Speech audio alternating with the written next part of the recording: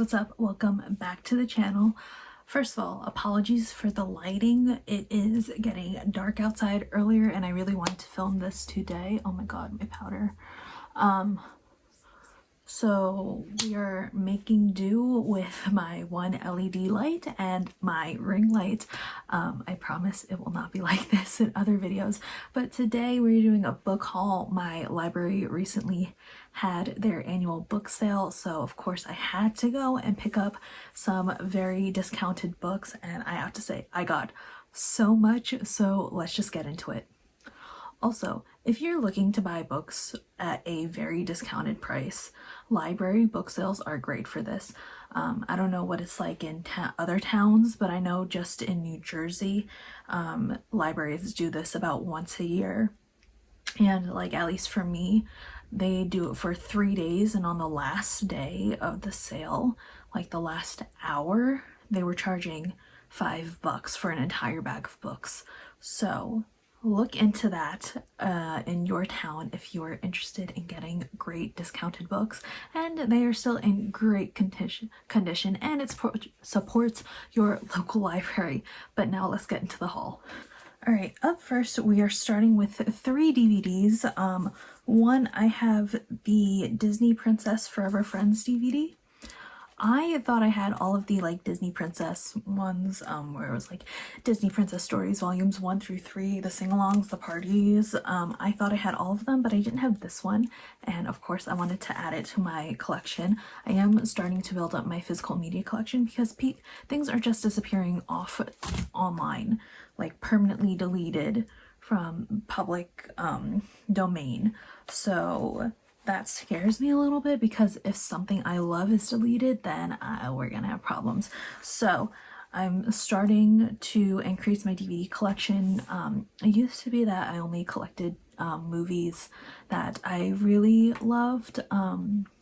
With the popularity of streaming services, but like I used to only get really like Marvel movies when they came out on DVD, and maybe whatever Disney movie that I saw that year. But even with Disney movies, I hadn't really been getting them.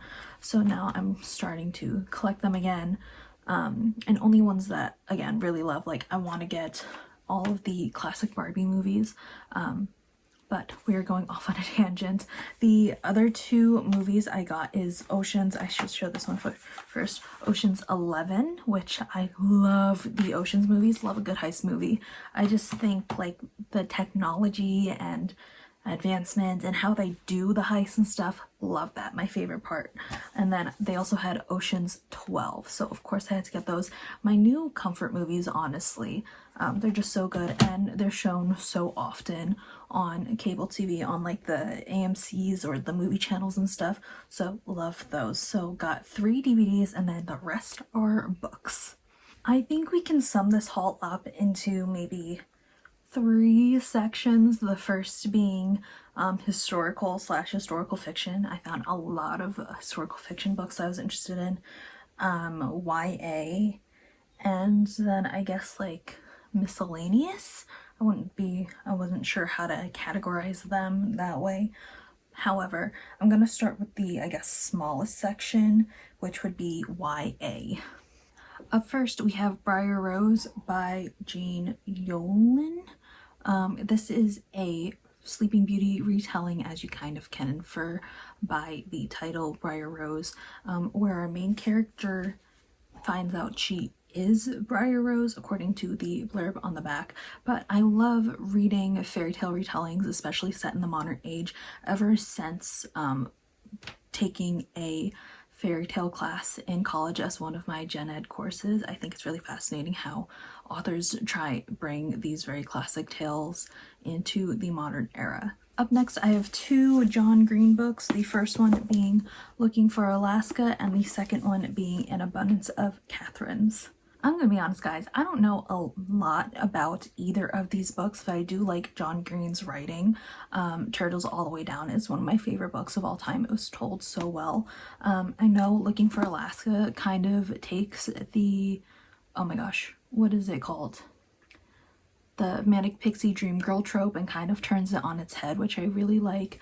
An Abundance of Catherines, I'm not exactly sure, but again, it's John Green, so I'm gonna at least read them, and if I don't like them, I'll just donate them again. And then the last YA book I got is Jeremy Fink and the Meaning of Life. I actually got this for sentimental reasons.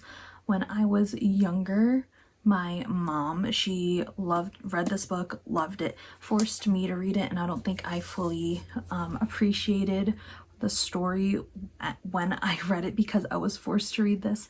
But now I'm nostalgic, and my mom loved it so much because the relationship between the two best friends in this book reminded my mom a lot of me and my cousin because he is only a year older.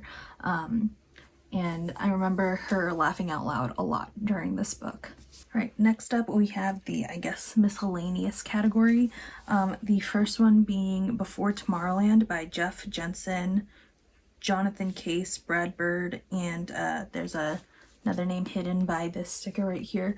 But it is from Disney Book Publishing, and I love Disney books. I mean, literally worked for Disney, and I think this is based off of the story that the Tomorrowland movie was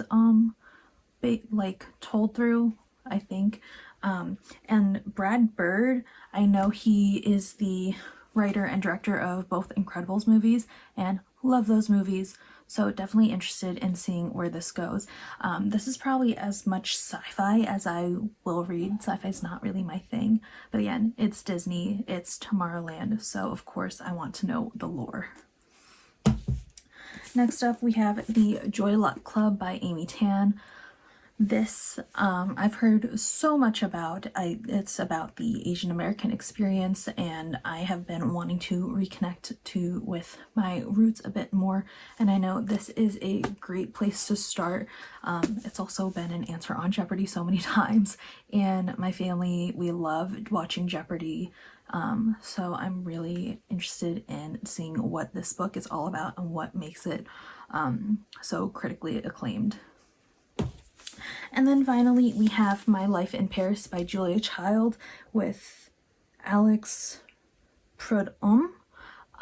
So fun fact, one of my comfort movies and one of my favorite movies of all time is Julie and Julia with Meryl Streep and Amy Adams, and I'm pretty sure Julia's portion of that movie was based off of this book by Julia Child. So of course I had to pick this up. I love Julia Child so much. I have her cookbook that I want to start cooking from. I got that for Christmas this past year. And I think she's an incredible woman who really changed how cooking and entertainment went. So very excited to see this. It was like laying on top of one of the boxes at the book sale, and I saw it and I was like, you're coming home with me. Snatched that up right away before anyone else could take this. And last but not least, we have the historical fiction books. There was a lot of these at the book sale for whatever reason, and a lot of them had to do with my hyperfixation times in history. So of course, any and all of them that I saw that I was extremely interested in, I was like, I'm taking you home. So up first I have The Duke and I and To Sir Philip with Love by Julia Quinn. These are two Bridgerton books, and look how cute these covers are. They are mass market paperback. They are mass market paperback sizes, but I've never seen these covers for Bridgerton before, and I think they're adorable. I don't care if cartoon covers are overdone. These I love. I have already read The Duke and I this year, but To Sir Philip with Love, I believe this is Eloise's book. So I will definitely read that before/after her season of Bridgerton comes out. I don't know if I want to spoil that for myself or not, but they changed so much in the show anyway. But had to snatch these up. Love Bridgerton. Great show. Season 3 kind of disappointing, but I still love it nonetheless. And then we have Guinevere, Queen of the Summer County by Rosalind Miles. This is a retelling of the story of King Arthur, based around Guinevere, and I believe her name in this one is spelled differently, if I'm remembering correctly. In the original story. I think it was spelled with an I, but definitely love this. Definitely have a fascination with King Arthur and the Knights of the Round Table and all of that. And I blame that on Avalon High, the movie, the Disney Channel original movie, not the book, although I did read the book eventually. But definitely have a fascination, and I have like other books that were centered around King Arthur and the Knights of the Round Table in my collection because I'm so fascinated. Next up, we have Anastasia's Secret by Suzanne Dunlap. This is a YA historical fiction novel centered around Anastasia Romanov of the Romanov Empire, which famously the family was gunned down, and for the longest time they couldn't find Anastasia's body or her bones, so there was a lot of conspiracy theories that she survived, that she didn't survive. I believe she did not end up surviving. They found her bones eventually, but again, hyperfixation, historical like time period, and I blame that on the Royal Diaries. So any chance I get to like read more about Anastasia, yeah, I will take it. And I think I have another book by this author from this series downstairs in my bookshelves. I believe it looks very familiar. And then I have The Duchess by Amanda Foreman. Okay, this was originally published as Georgiana, Duchess of Devonshire. This has the movie cover with Keira Knightley. I love this movie so much. I put it on randomly one night sophomore year of college, and it was so good. Loved it. And then I just became fascinated with Georgiana. And I don't know that much about her, so this book is really gonna give me so much more information. I think she's just a fascinating woman, and her life was so fascinating, so I'm definitely excited to learn more about her. I have The Book of Eleanor, a novel of Eleanor of Aquitaine by Pamela Kaufman. So Eleanor of Aquitaine, she's like my OG queen that I am obsessed with. And again, I blame the Royal Diaries series for this. The library, they always had the Eleanor of Aquitaine book, like on the shelves. And it was John O'Hara, and it was Catherine the Great. And I love those books so much. I would like rotate between the three of them, which ones I would take out of the library.